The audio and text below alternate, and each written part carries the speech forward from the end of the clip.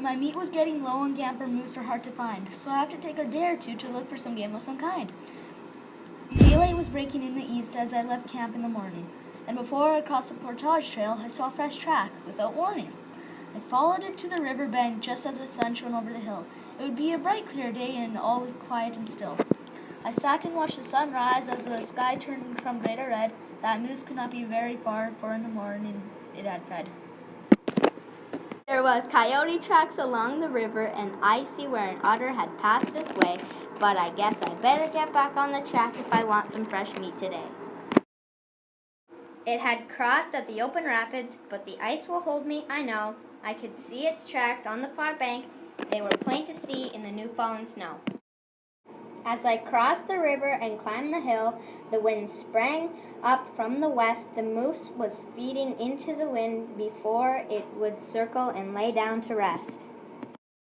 The tracks led right through the swamp onto the ridge not far away. If I just circled around to the north, now that he is feeding, I am sure he will stay. I circled out far into the night, and I could see an opening in that far hill. I am sure that the moose would bed down there, so it is there. I will make my kill. I crawled in the snow to the top of the ridge until I could see just over the top. With the wind in my face, the moose could not sense me, so I looked over the hill and then I stopped.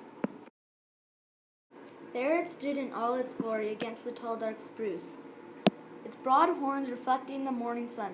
There stood my majestic moose. I slid my rifle across a log and aimed real low for the heart. But wait, what does the moose see? For he turned around with a start. What are all those dark shadows? For they seem to come and go. Timber wolves had reached my moose first, and they circle it there in the snow. A large black wolf leaped for the moose's throat, but a front hoof stuck it in midair. Down it went beneath the snow, and all I could see was hair. One was down and 4 to go. Then one came in from the behind. He slashed that bull just above the knee, for that is the place they like to find.